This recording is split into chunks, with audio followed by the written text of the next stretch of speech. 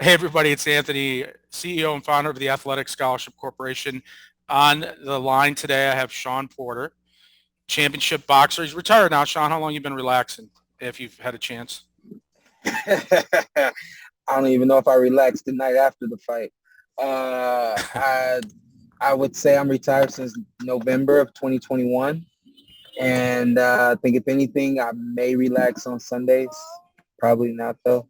I don't relax too much. I'm still very much busy, and trying to get a few other businesses off the ground and moving as seamlessly as my boxing career did. So 2008, 2021 are my numbers right? That's your pro career? I turned pro right after the 2008 Olympic Games in October, and then it was almost 13 years that I fought professional. I retired in 21. Yeah, From Ohio. We know that. yeah, yeah, Where'd you yeah, go to high yeah. school? I went to actually attended two high schools. I first attended Cuyahoga Falls High School, suburb of Akron. I played football at a very high level, and my dad wasn't too happy with what the head coaches of the varsity decided to do with me my sophomore year. I should have been starting on both sides of the ball my sophomore year, and for a majority of the season, I only started defense. And my dad said, "Hey, there's a couple of kids there that because of seniority, they are in your position, and I don't like that." So we transferred to Stowe Monroe Falls High School, and I attended Stowe my junior and senior year. And obviously, and as a football player, I had two really good seasons independently, not the team, just me as a player. I had two very good seasons, and after high school, I dedicated my time and attention 100% to boxing. So the topic today and the reason why I reached out, I know your mother very well. She worked with me, stand-up individual, high integrity lady, always had my back, see me go through hell and high water. One of the It's funny. individuals, go ahead. It's funny because that sounds like a your mama joke, but it's like No. it's true. Like you really do know my mom extremely well, and you were a great help for a very long time. And I don't think I'm pretty sure this is the first time I've ever seen you. Yes. Right? This Yep. is the only time. But I've known the name Anthony for so long. Never even knew your last name, but you definitely kept my mom afloat for a very long time. So publicly, thank you. I've followed your career. I've heard about you every day and what they call the water cooler over coffee. And she just said, I'll never forget her. I always try to stay in touch with her. And I know she lives I'm here in Ohio, and she moved and moved on, got, remarried, all that good stuff. And she, was very happy. But she's one of the few individuals that came and said, here's some recommendations, and here's what I think we should do. Go ahead and do it. It's your baby. Go ahead. And she always did well and ran with it. So today's Mhm. topic is about the influence of your family, because a lot of us, as you know, I was an athlete at one point, not anymore, just look at me, but um, back in the day, I didn't want to take advice from anybody, let alone a family member. And I deal with athletes today for 18 years, helping them get in college. And one of the biggest things you see is dad and mom trying to tell them and they don't want to listen. So here you Yeah, are, your mom's managing some of your public relations, am I right, or helping out? she is doing all of my executive. She calls herself my executive assistant. I just call her my assistant, but basically she's helping with my scheduling. She's helping with my travel when I have things to do. She's helping me pay bills. I mean the whole nine. Pay other employees that I have. All of those things. So you have your dad who, did he push you into the boxing, or where do we start when you're little? Is this something that you said, I really want to do this, or obviously parents guide, but do you remember how Yeah, you felt like working with them over the years? I do. I remember there were actually there's been quite a few phases throughout my life. As a kid, it was just do it because this is what dad said do. I mean, I'm 5, 6 years old.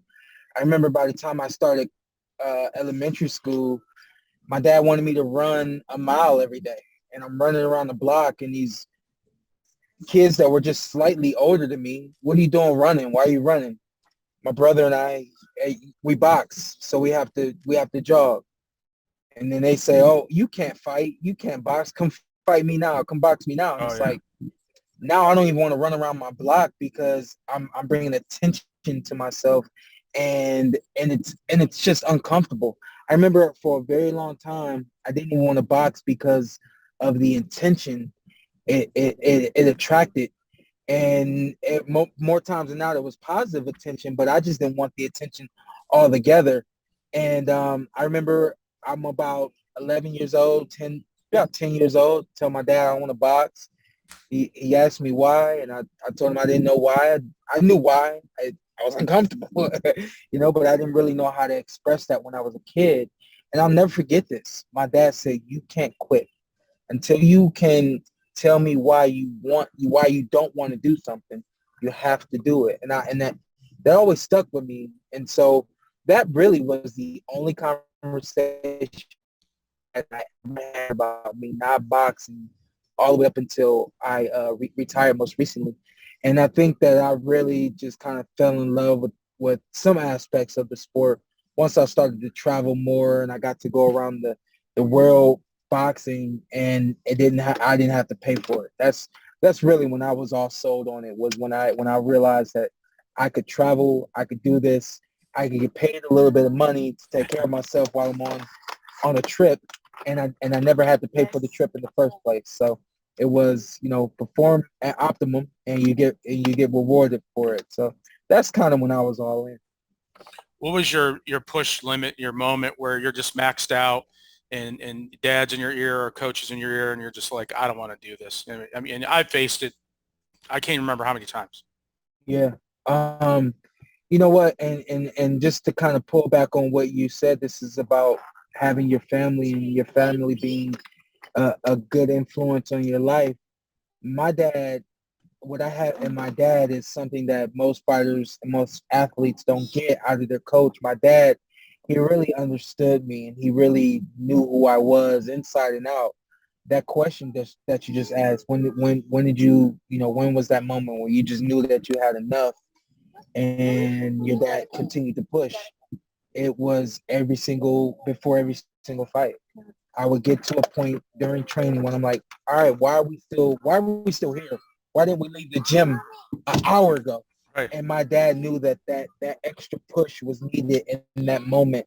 And it always resonated itself in the ring. It never ceased to fail, where I was over prepared for a moment that I needed to be very prepared for. I don't know if that makes sense, but it was always like the preparation was always far and beyond what was needed, but it always seemed to be exactly what was needed, and especially in the big fights that I had.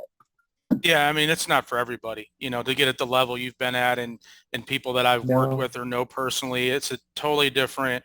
And everybody says, oh, it's God-given gifts, it's this, that. Yeah, we have some foundation, we have some tools, but to learn how to tap into those tools and the mental aspect of the game is yeah, is huge, right?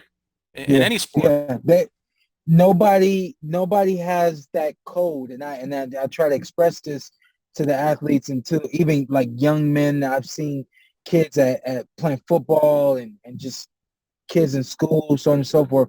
I always tell them, as I always say, work hard. I said, but there's no recipe to how hard you need to work. I said, I said, stay focused. God didn't give us, there's no recipe on how to measure how focused you are. I said, you're kids. So this is what I can tell you. When you've stayed away from your phone and you see that you got 30 messages that you didn't answer, Doing and you something. weren't even aware that your phone was ringing, that's when you know you were in a state of focus. When nothing can take you away from whatever it is you're doing, so much so that you have to like almost shake out of it and realize like, wow, like I was away from my phone for a full hour. For kids nowadays, for us today, that's true Yeah. focus. Yeah. So like, if anything, I've given like kids a small way of measuring where your level of focus is. And then when you go back to the hard work, when you feel like you've exhausted yourself but you can still operate, that's when you know you've worked hard. If you can leave the gym or you can leave the homework and you've got all of this energy inside of you and you can do this and that, it's probably a little bit more work you could have done. And I tell them all the time, I said, don't overwork yourself. Don't go till exhaustion where you don't want to think, you don't want to operate, you don't want to be around others, you don't want to talk and things like now you overwork yourself. But you can really look at a situation and you feel you have enough energy to go on. It's when you can measure yourself and say, yeah, I really worked hard today, you know? Yeah, looking back, try to think as a high school student athlete or just a young athlete, what would you do different, or what have you learned now as a grown adult, successful? You know, when you're successful, and we both have in different lives. You know, you're a pro athlete. I tried to do Yeah. it, didn't work out. I grew some Yeah. businesses, worked out, failed, won, been through it. There's a lot of things that we learn through failure that when I look back, I wish I can go, hey, I want to do this or this Yeah. different. What would you do different? That's a tough question. It is a tough question because when you're 34 and there's so many Ugh. experiences that you've had and so many things you wish you could redo and so on and so forth. I think to answer your question, the thing I do now, and I've probably done this, I'm 34. I probably started doing this when I was around 25 or 26. My ability to self-assess myself and be um, productively critical of myself is immeasurable. I mean, I can literally be in the moment. I do commentary for TV and I do live. Live is like I'm always on point when it's live. Yeah. Whenever we're recording something, it's like, man, I just sound so messy. And then we go live and it's like, where was that guy? You know, I Yeah. need to be this guy all the time. But even as I do my commentary, in my mind, I'm self-assessing how I may say words, if I said the wrong thing, if I should tweak something. I mean, my ability to self-assess myself is unbelievable. And the reason why I'm talking about self-assessment is because you get better. And like you said, again, through failure, it forces you to assess what you did right, what you did wrong, what you need to change. If we win every time, and I'm not saying that winning is a bad thing, but winning does not make us as self-aware as losing does or as failure does. Through my experience, I'm not telling everybody to seek losing, to seek failure. All I'm simply saying is through my losses, through my failures, I've become much more self-aware, and I've been able to self-assess myself. And when you self-assess yourself, you're able to be honest and make adjustments and improve. And so I think that was the long version of how you can improve yourself, whether that's on the football field, on the basketball court, in the executive office, in the cubicle, right before you take out some teeth, right before you go do a delivery, everything. If we become more self-assessment, if we become more self-aware of ourselves, and we're able to self-assess ourselves and be productively critical, we become better. Yeah, you have to be honest with yourself, and it does translate from sports to business. Yeah, You have to be able to say, this isn't in my wheelhouse. This isn't my skill set. I need to get people around me. And it goes back as early as, 20 some years ago with your mom saying, I need help. I'm glad you stepped forward, because that's a quality I look for in an individual. yeah. Can't check every box with any of us. We're not perfect. Mm-hmm. But if you Mm-hmm. show initiative and you have the drive, it's like, you do the push-ups, you build muscle, right? But Yeah, a lot of people don't want to go through the push-ups, especially yeah, today's youth. I'm watching them and I'm going, this is really getting different. And how do we, yeah, and I think doing podcasts with people like you, because they see you now, but they don't really know the sweat equity. They don't know the yeah, tears, the blood, the injuries. yeah, I'm sure you've cried sometimes and go, man, it's breaking my spirit right now. And you got to be Yeah, mentally strong. You know, you not everybody's have a Navy to. SEAL. Not everybody's a boxer. Yeah. Not everybody's you got nobody to blame. That's the Here's thing what I about your know sport. though.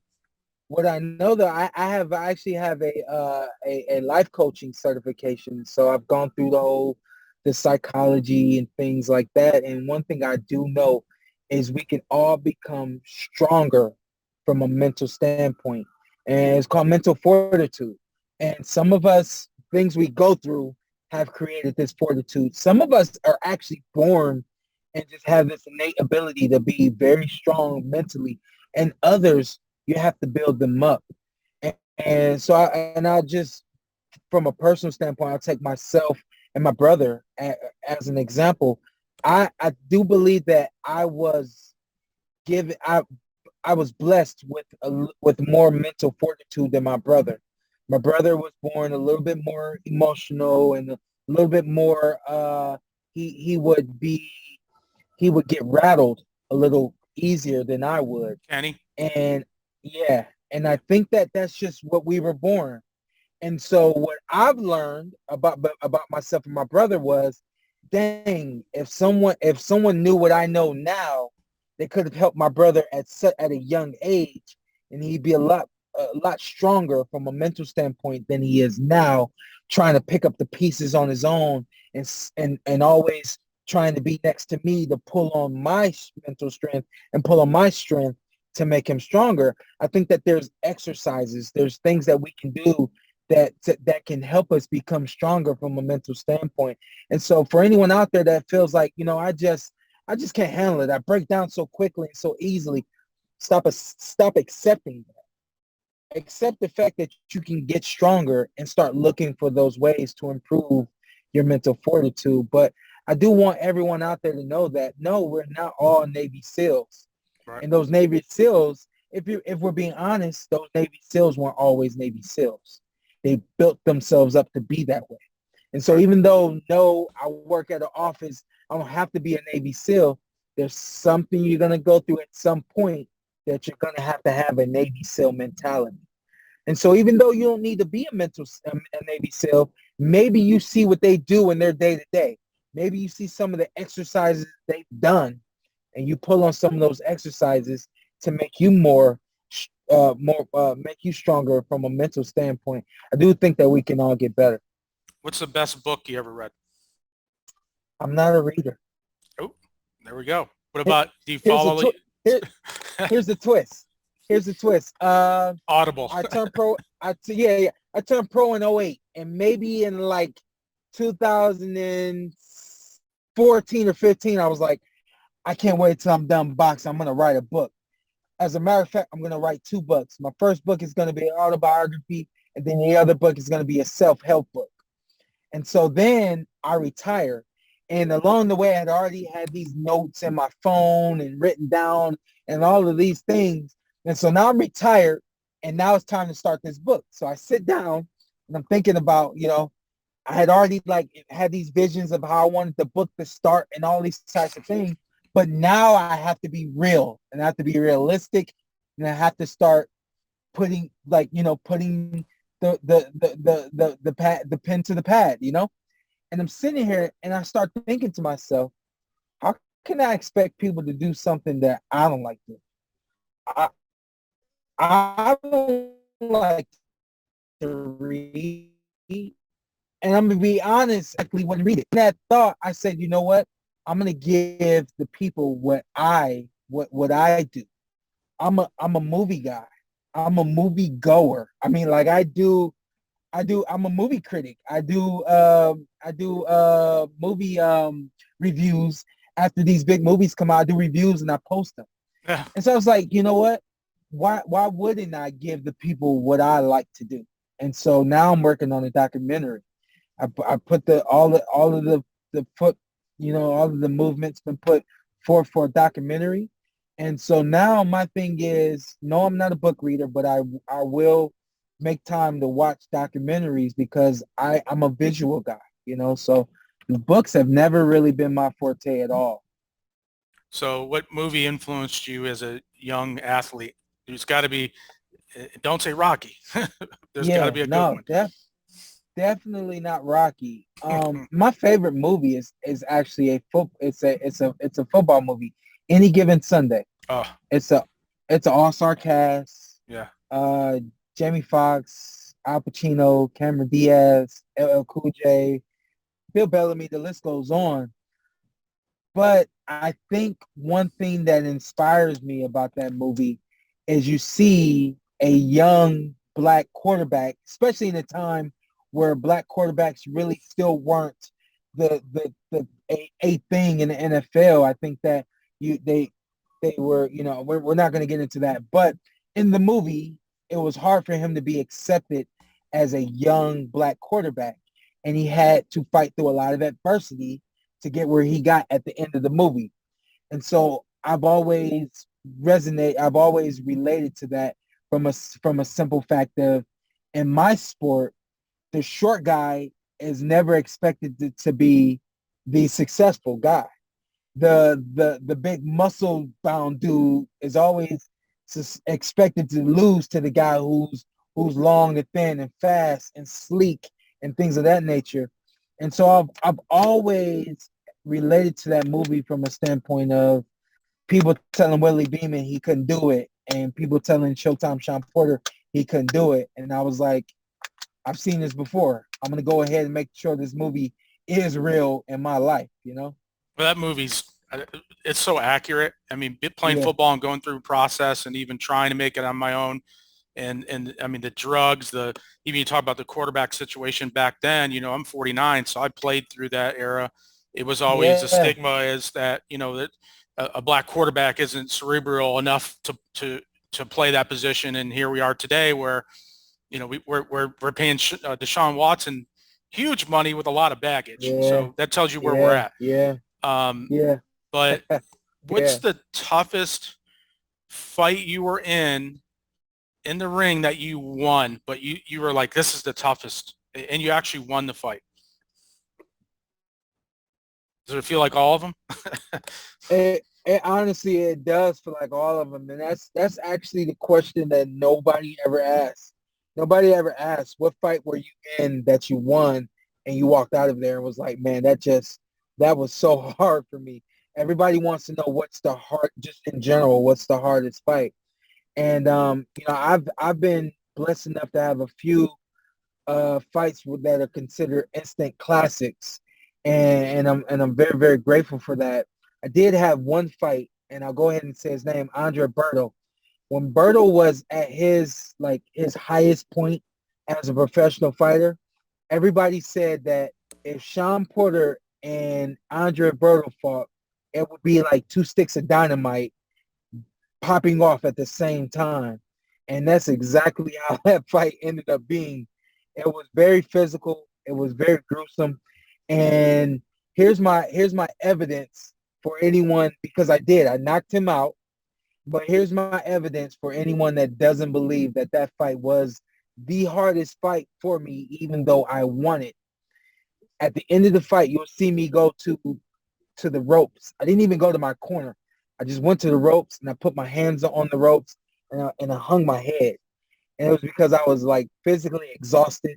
I was mentally exhausted, and I really could not wait for that fight to end. It was very physical, more than the more physical fights I've ever been So I've watched your fights because I've always, like we said before we started rolling it, I was waiting for those tickets and mom never got them. in. So that's my only problem with mama. But other than that, Yeah. Jeanetta's a beautiful lady and always, she knows how I We'll feel get about you her. some tickets to something else. How about Yeah, that? well, yeah. I mean, maybe you'll come back one of those fights with Tyson when you're 50. I don't know.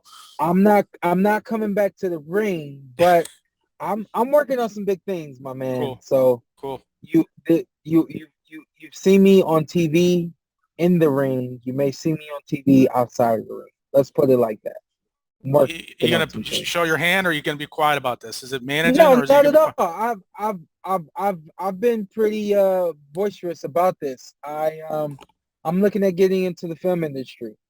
I actually have two movies right now that I am on the table and projected to be the lead of both of those films.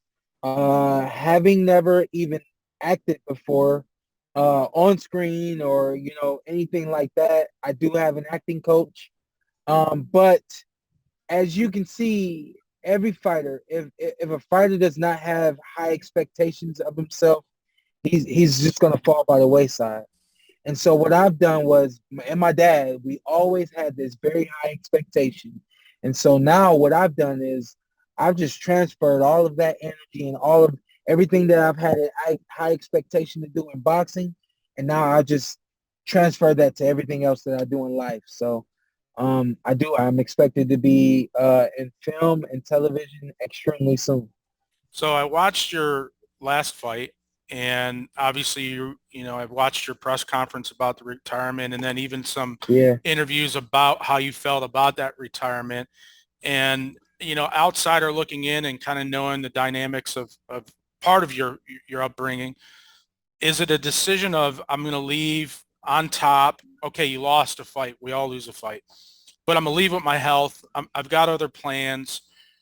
How influential was your dad in that decision? And I know he took some heat on that, Yeah. because I saw that, and I think at the end of the day, I'm looking as a father.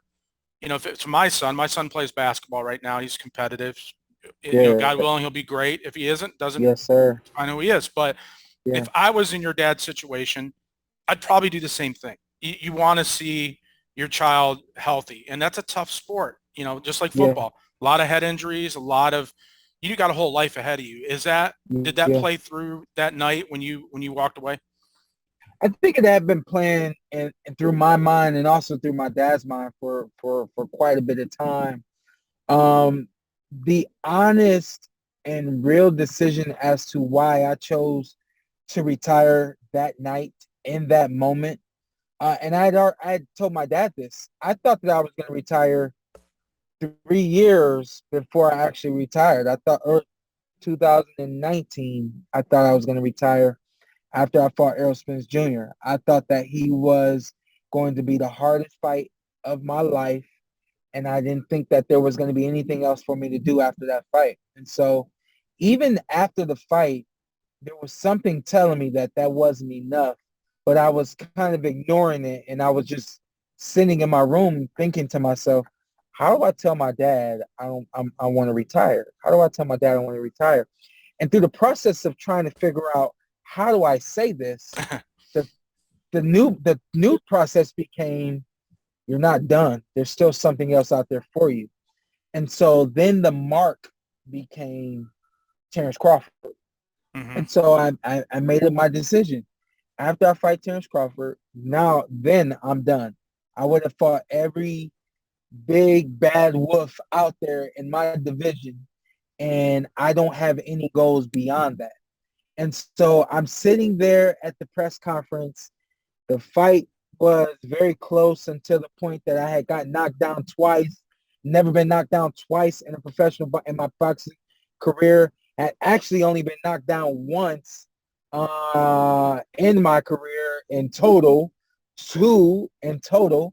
And so it was a really surreal thing that had happened between my dad stepping on the apron and basically throwing in a towel until the moment that my dad said, Shawn, they want you to go to the post-fight press conference, but if you don't want to do it, we don't have to go.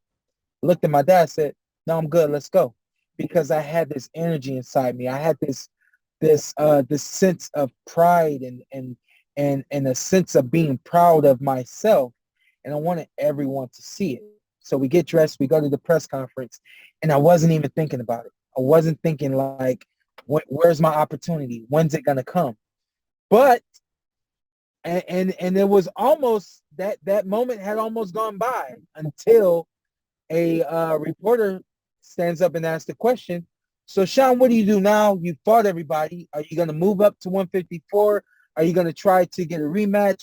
What do you want to do now? It seems like you've done everything that there can be that can be done in the welterweight division. Well, it's funny you ask because I'm retiring. And you hear all of these gasps across the room. Everybody's looking at me like, you barely lost that fight. We see why you lost that fight. You're still young. You're still healthy. You still look great. Why retire now? Well, I'm retiring now because I gave this sport 13 years of my life, 26 in total Yeah, yeah. if you count being an amateur. And I have so many more things that I want to do in my life that I'm going to use this moment now to catapult me to everything else. And so essentially that's what I've done, man. It wasn't an emotional decision, and it wasn't a decision that I made because of my dad. It was simply the goal that I made, even though through defeat, that goal was still accomplished because I wanted to get in the ring with someone that people told me I wouldn't be able to get in the ring with, and I wanted to outbox and outperform and beat someone that they told me I wouldn't be able to outbox and outperform. And essentially, I had almost done that, you know. So very, very happy being a retired professional boxer who speaks pretty well and is still healthy enough to roll around with my children every day.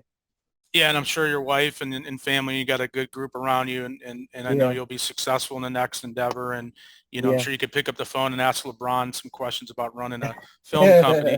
yeah, But last question. I appreciate your time. It was awesome to finally connect. My plan sure. is to get with mom and figure out some travel and try to get together in person. And and maybe I can help you with some business stuff. God knows I've screwed up enough of them. I could give you some. Don't do that type Okay. tips. But last question, what's your championship moment outside of sports? What has been my championship moment outside of sports to this point? Yeah, championship moment, not sports. I mean, we all want to go, man, that first belt I won. We get it. And, Yeah, and yeah, and even yeah, your child being born, and maybe that's your championship moment, right? I mean, there's a lot of I them, but when you just as you, maybe I'll rephrase this as an individual, not being selfish, putting yeah, everybody aside, the child, we know that in getting married, those are all ties. But yes, sir. what's your championship moment outside of sports that you just said, I did this, or man, I just remember this rest of my life. Just a moment I'm gonna that tell you what. I don't think that moment's come yet. that's the first time I got that. I don't think that moment has come yet. I don't think you've talked to anyone who's 34. No, I've been talking to a lot of old guys and young cats, man. I get them young too. Okay, But okay. man, I appreciate your time. I know you're busy. You got the family in there. You're rocking and rolling. And sorry for canceling the last time. We got some stuff going on here in Cleveland that's just wild. Yeah, I'm sorry for everything that's happened out that way. I want to thank you for giving me that. What is your championship moment? I'm gonna start asking these. I speak to a lot of people, a lot like yourself. I have a podcast, and that's a phenomenal question. It's not even a great question. That's a phenomenal question.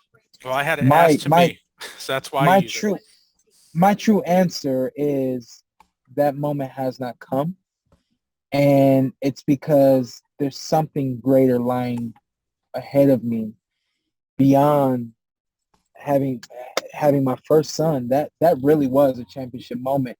I tell you how much of a championship moment it was. I had him in 2018. A little bit later on that year, I had a championship title fight, and I won the championship title. And I'll never forget that moment. And even in the moment, I said, "Wow, this feels just like when I had Shaddai." Those are two championship Yeah. moments, and they're real championship moments. But I've got something great lying ahead of me, and I'm gonna get back on the line with you when I have that championship moment. So how do people follow you? Just drop all your, I know your Twitter, I posted it, but how do people follow you? I think for the mental Sure. coach stuff, I think you're going to be amazing at that because it's so I important looking now at being, adults, the mental game.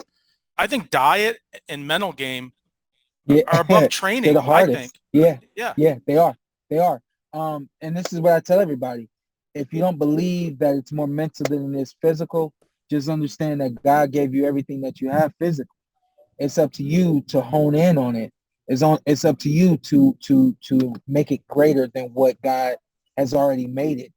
And how do you do that? With mental preparation, emotional preparation, with focus, with discipline. None of those things equate to you to physical. All of those things are mental. So yeah, no, I do expect to become a very good, I'll let everybody else say great, but a very good mentor and a life coach. And anyone who's looking for that or anything else, you can follow me on my social media. Showtime Shawn P is my social media. And that's Twitter, that's Instagram, and then also my podcast, which you can pull a lot of inspiration and motivation from as well, is the Portaway Podcast, and that is on every single podcast platform out there. I encourage everyone to watch it on YouTube because that's when you really get to see the characters. I saw you it. really get to see us It's at work. good. Yeah, It's good. that's when you really get to see us at work. So yeah, It's like a that's it. college dorm. It's like just, kicking it with all the guys. I watched it. I'm like, this is pretty good. I like it. So my Yeah, wife, I thank got you. one question on behalf of my wife who you'll meet. She said, Oh, honey, that didn't sound good. What was that? somebody almost got into a car accident, but we're Ouch. good. Yeah. Yeah, All right. So my wife yeah. asked last night, and I couldn't answer it. She said, who names the guys? Does every boxer have a nickname? I said, yeah, Uh-huh. Iron Mike. Everybody's got a nickname.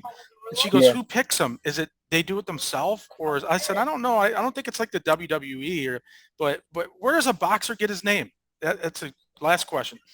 In my experience, just about every fighter has a story if they have a name. Not every fighter actually has a boxing name, I did not know that. which is surprising. Not every fighter has a name, but when we have these ring names is what we call them. Usually there's a story behind them, and and then the same thing. If a fighter doesn't have a ring name, so why don't you have a ring name? Well, nobody ever gave me one, or I never thought about it. That's always the story. Yeah. So that story's quick and easy. But for me, my dad gave me the name Showtime when I was a teenager, and I think it was because he looked up to a fighter when he was young who had the name Showtime, and I think that name just really, really fit me. I think essentially he was trying to pass it on to me from that guy, even though he didn't get permission from that guy. But I think I really became Showtime. You know what I mean? So there's that. Awesome. Showtime. We'll get together. Have mom call me. I'll reach out to mom. We'll get together. I mean, we got to do it, man. I'm excited to hear about the I'm ready. business, and your mom's going to do a great job. I can tell you, Thank you, man. we'll talk off record one day about, what she's done. And I appreciate your time greatly, man. I know you're a busy guy, and we'll talk soon. Thank you, Anthony. Let's do this again, especially when I have that championship moment. All right, my man. Be safe, okay? Thank you. You too. All right. Bye-bye. College sports is a big business, a multi-billion-dollar business. So how do high school athletes get noticed by college coaches?